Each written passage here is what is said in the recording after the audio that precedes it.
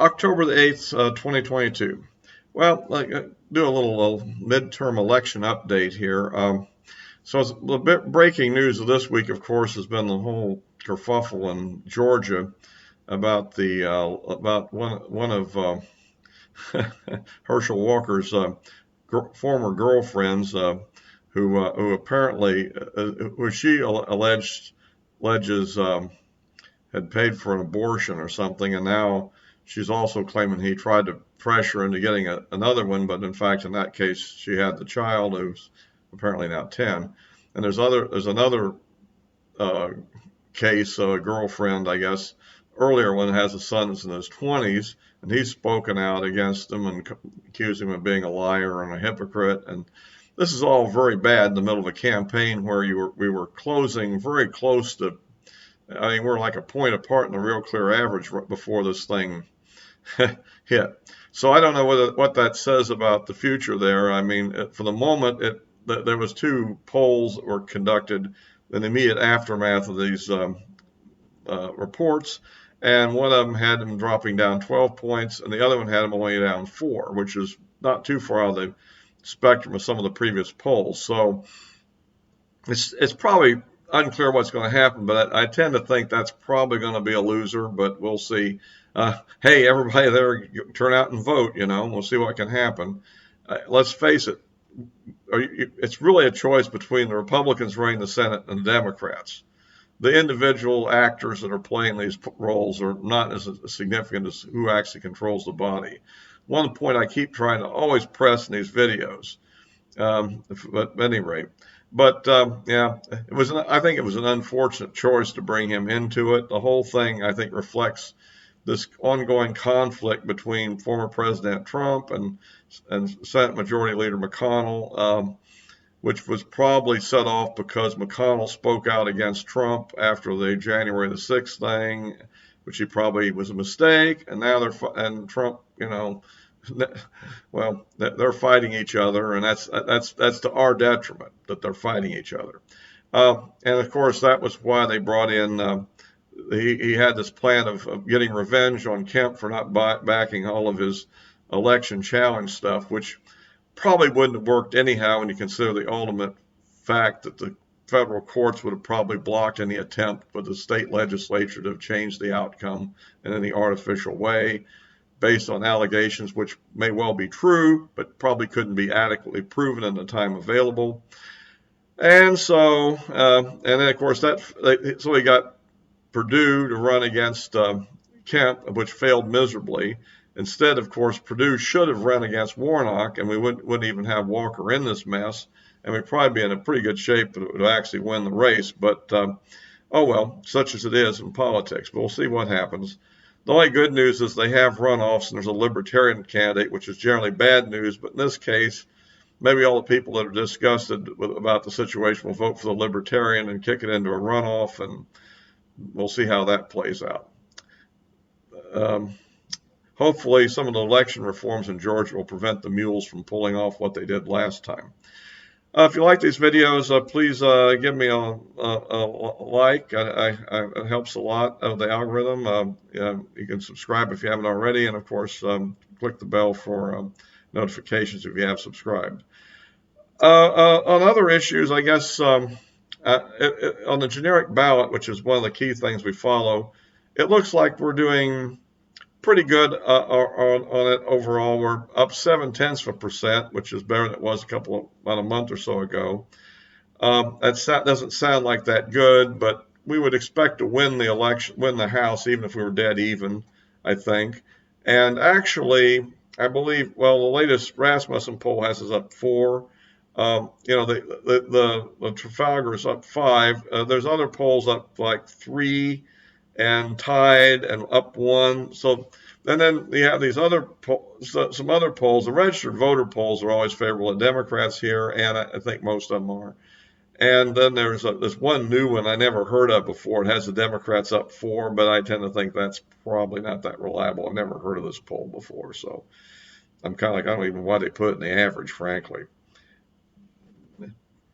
Maybe to keep the average down, just because they didn't, well, whatever. I did an independent thing, which I tend to do, where I kind of look at the ones I have. Some of them I'm suspicious of. Morning Consult, you know, Economist YouGov. I'm kind of a little suspicious of them. Uh, as an example. And so I kind of went through the list of the likely voter polls and threw out the ones I didn't were suspicious of. In that case, they ended up with an average. We were up 2% on those. So anyway, so it looks fairly good on the House so far. Make sure you vote. and and then on the Senate side, let's see. We're looking pretty good in Florida, I think. I think it looks like the DeSantis did pretty good on the the dealing with the hurricane situation and beating back the typical press charges they like to do. And it looks like we're fairly good for Rubio, I think, to win that race. Looking good in Wisconsin, and those were two of the incumbents that had a little bit of a question mark. The Ohio race with Vance versus Ryan. Um, I don't. It seems very close most of the time, and of course, right after the Trump rally, a new poll came out, a Siena poll, which that's the first time they polled in that race. Although I think Siena's a known. I'm not going to say anything against them, but they had Ryan up 3, which seemed a little anomalous. But maybe I don't know, a negative reaction to press coverage of the Trump rally because they were making a big QAnon thing in the press at the time. I don't know, could that be part of it? Maybe, So at any rate, well, so that's kind of that one.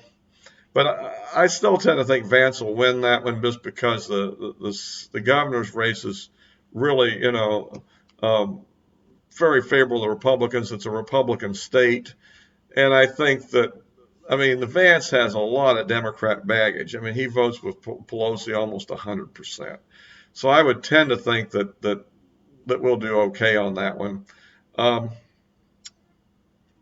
and I don't know. Anyway, that's that one. We're looking pretty good actually in Nevada also.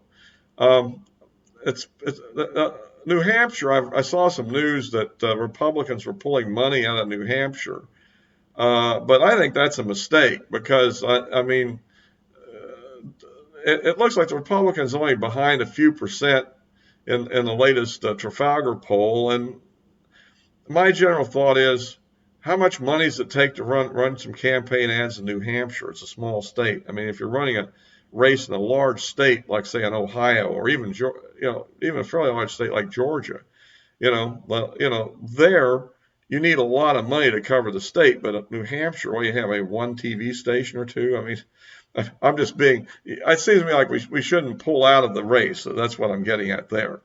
And it might the governor's Sununu is probably going to win big. So if we can minimize the split voting, we might be able to pull that one out. It's maybe a bit of a long shot because apparently the most preferred candidate didn't get it. And again, we have this whole nonsense, about this inter-party struggling, I think. But anyhow, um, and then of course we have Smiley in Washington, which I would say on that one, I think that's a long shot, but she looks like a pretty good candidate. The thing that hurts the Democrats there is there's a fairly strong liberal-oriented independent that's taking votes away from the Democrat. Hint, hint to the Republicans, get some of your dark money people to throw some well-crafted ads supporting that independent candidate, but craft them in such a way it would tend to appeal to Democrat voters and not to Republican voters. And maybe you might just be able to pull that out. That's the only way. Anyway, that's just my thought on that one. So anyway, that kind of a rundown. So it looks like Senate, we might be able to take it by one, and we might have a little bit of a good bit of extra good news with a generic ballot trending in our way.